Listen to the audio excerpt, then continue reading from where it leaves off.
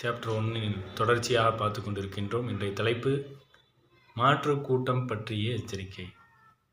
ஆசிரியர் அவர்கள் ஒரு மாற்று சமூகம் வரப்போகிறது என்பதை நமக்கு உணர்த்துகின்றார்கள். அதற்கு ஒரு சில உதாரணங்களை கூறுகின்றார்கள். அதாவது ஒவ்வொரு நபிமார்களும் அவர்களுக்கென்று அல்லாஹ் சில கட்டளைகளை கொடுப்பான். அந்த கட்டளைகள் அவர்கள் பின்பற்றி வருவார்கள்.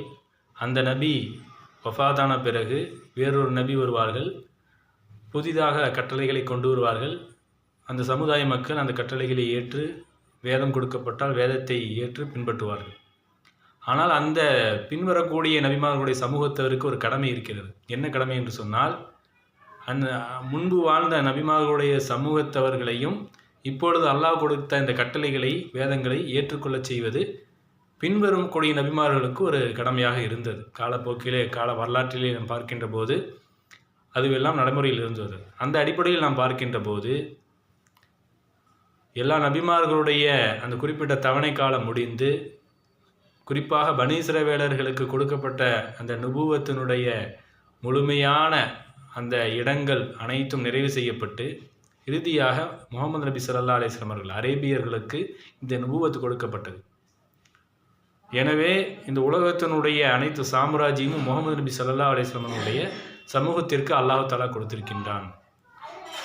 இப்பொழுது முகமது நபியுடைய உம்மத்திற்கு என்ன கடமை என்று சொன்னால், முகமது நபி ஸல்லல்லாஹு அலைஹி வஸல்லம் கொண்டு வந்த திருக்குரானையும் முகமது நபி அவர்களையுமே மற்ற நபிமார்களுடைய சமூகத்தவர்களுக்கு எடுத்து சொல்ல வேண்டும்.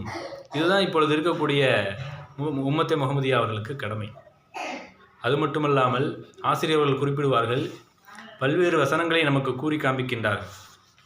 உதாரணமாக பார்த்தால் சூரத்துல் நிசா, சூரத்துல் அன்ஃபால், சூரத்துல் முஹம்மது, சூரா ஜும்மா, இது போன்ற நிறைய ஆயத்துக்களை எடுத்து மாற்று கூட்டம் வரப்போகின்றது என்று அல்லாஹ் கூறியிருக்கின்றான் என்று நமக்கு உணர்த்துகின்றார். அதில் சில வசனங்களுடைய அர்த்தங்களை இந்த வீடியோவில் நான் வாசித்து காமிக்கின்றேன். அவன் விரும்பினால் உங்களை போக்கிவிட்டு மனிதர்களே மற்றவர்களை அவன் கொண்டு வருவான் என்று அல்லாஹ் குறிப்பிட்டு காண்பிக்கின்றான் சூரத்து நிசாவிலே. மேலும் சூரத்துல் அன்ஃபாலில் வசனம் 53 அல்லாஹ் குறிப்பிடுகின்றான், இது திடனாக அல்லாஹ் ஒரு பாக்கியத்தை ஒரு சமூகத்தாருக்கு அளித்திருப்பதை, அவர்கள் ஆன்மாவில் உள்ளதை அவர்களாகவே மாற்றிக்கொள்ளும் வரை அல்லாஹ் ஒருபோதும் மாற்றுபவனாக இல்லை என்று அந்த வசனத்தையும் மேற்கோள் காட்டி கூறி காண்பிக்கின்றார்கள். மேலும் இது போன்ற பல்வேறு வசனங்களையும், நீங்கள் இதற்கு வழிபட்டு நடக்கவில்லை என்றால் வேறொரு சமூகத்தை கொண்டு வருவேன் என்ற அந்த வசனத்தை ஆசிரியர் அவர்கள் நமக்கு மேற்கோள் காட்டி குறிப்பிட்டு காண்பிக்கின்றார்கள். மேலும் ஆசிரியர் அவர்கள் சூரத்துல் ஜும்மாவில் வரக்கூடிய ஒரு வசனத்தை நமக்கு கூறி காண்பிக்கின்றார்கள். வாஹரீன மின்ஹும் லம்மா யல்ஹகு பிஹிம் வஹுவல் அஸீஸுல் ஹக்கீம், அவர்களிலிருந்து இறுதியானவர்கள் இன்னும் அந்த மார்க்கத்தில் சேரவில்லை என்று குறிப்பிட்டு காண்பிக்கின்றார்கள். இதிலே நபி ஸல்லல்லாஹு அலைஹி வஸல்லம் அவர்களுக்கு அருளப்பட்ட அந்த 1400 வருடத்துக்கு முன்பாக இந்த வசனம் இறக்கப்பட்டது. அப்பொழுது அந்த மாற்று கூட்டம் இன்னும் அந்த இஸ்லாத்தில் இணையவில்லை என்பதாக குறிப்பிடுவதாக தப்சீரிலே விளக்கம் தரப்படுகிறது. இன்னும் பல்வேறு வசனங்களை ஆசிரியர்களுக்கு நம்ம சூரத்துல் மாயிதாவிலே வரக்கூடிய வசனத்தையும், சூரத்துல் தௌபாவிலே வரக்கூடிய ஒரு வசனத்தையும் கூறி காண்பிக்கின்றார். இதையெல்லாம் பார்க்கின்ற போது இதோ புலி வருகிறது என்று சொல்கின்ற கதை போல் இருக்கிறதே என்று நாம் யோசித்து கொண்டிருப்போம். ஆனால் உண்மையாகவே அந்த மாற்று கூட்டம் வரத்தான் போகிறது என்று ஆசிரியர்கள் கூறி காண்பிக்கின்றார்.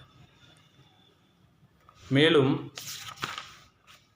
நாயம் ஸல்லல்லாஹு அலைஹி வஸல்லம் அவர்கள் கூறிய ஒரு ஹதீஸ், முஸ்னத் அஹமது, தப்ரானி போன்ற ஹதீஸிலே வரக்கூடிய ஒரு ஹதீஸ், நாயம் ஸல்லல்லாஹு அலைஹி வஸல்லம் கூறினார்கள், எனக்கு மதீனாவை போன்று ஒரு இடம் காட்டப்பட்டது, அதிலே பேரித்தம்பழ தோட்டங்கள், பயிர், பச்சை வகைகள், வயல்கள் இருந்தன என்று நாயம் ஸல்லல்லாஹு அலைஹி வஸல்லம் கூறினார்கள்.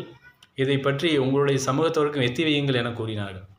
எனவே இதெல்லாம் நாம் பார்க்கின்ற போது அந்த மாற்று சமூகம் என்ன சமூகம், அந்த சமூகம் அவர்களுக்கு என்ன வேலை கொடுக்கப்பட்டிருக்கிறது, என்ன செய்ய போகிறார்கள் என்பதை இன்ஷா அல்லாஹ் அடுத்த வீடியோவில் பார்ப்போம்.